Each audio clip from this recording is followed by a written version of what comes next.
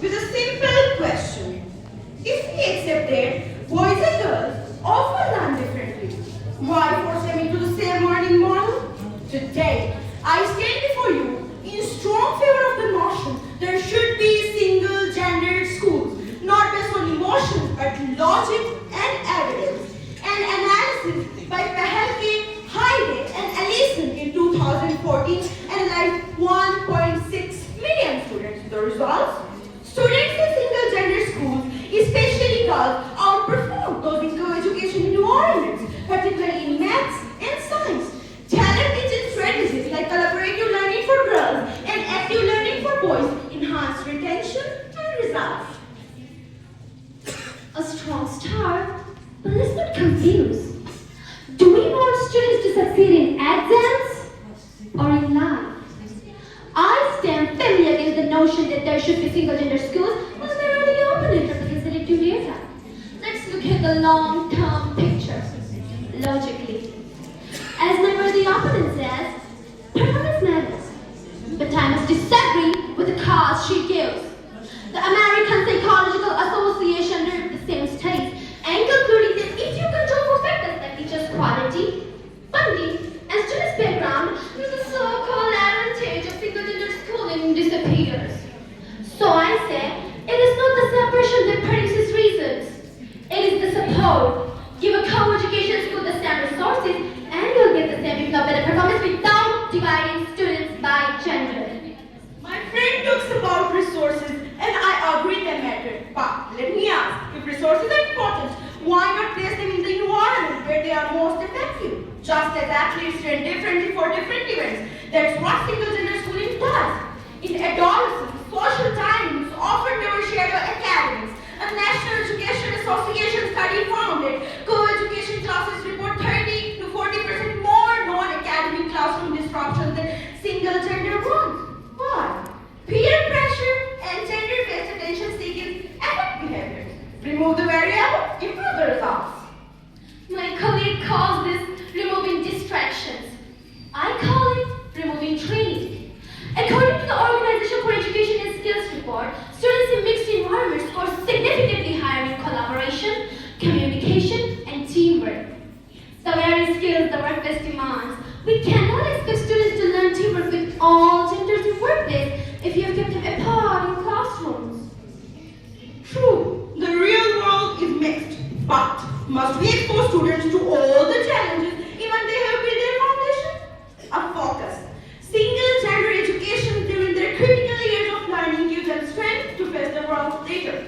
In single-gender schools, students choose freely. According to the UK Department for Education, girls in girls-only schools were 2.4 times more likely to take physics, and boys were more likely to take art and language fields. They offered avoiding co-education to protect their image. As my respected opponent says, breaking stereotypes is important. However, I see it differently. If a girl outshines boys in physics in a co-education class, she doesn't just break her own barriers, she shatters theirs too. Research from Stanford University shows that stereotype disruption is strongest when students see cross-gender success firsthand.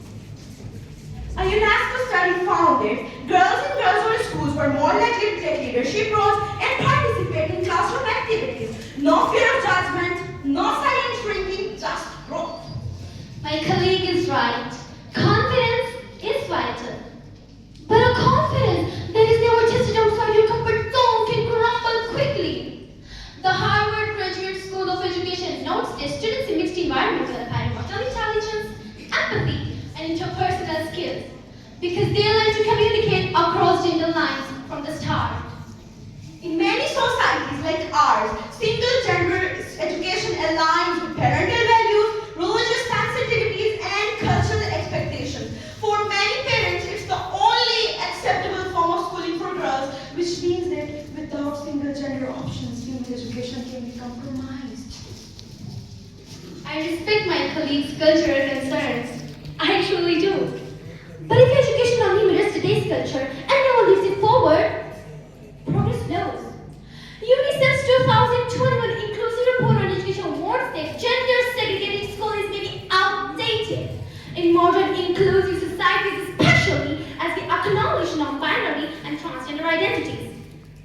research from the National Coalition of Girls Schools shows that single-gender education reduce stress and help students build a healthier sense of self. My friend speaks of well-being, but true resilience is built by learning to cope with real-life challenges.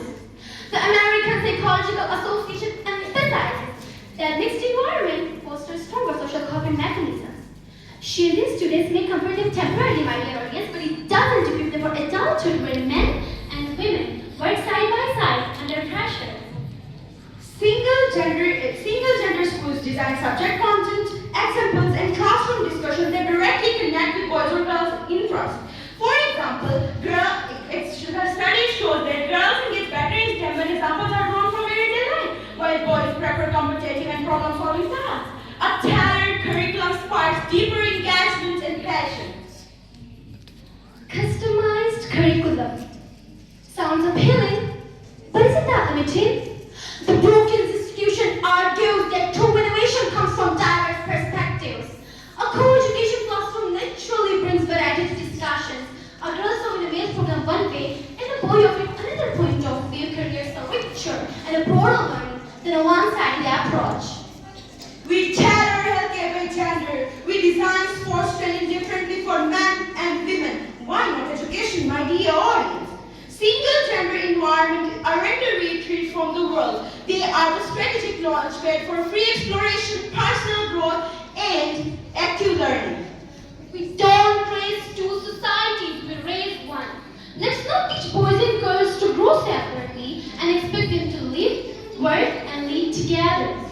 Education must mirror the real world, not avoid it. Sometimes separation isn't division, it's precision. But in life, precision comes with practice together. Thank you.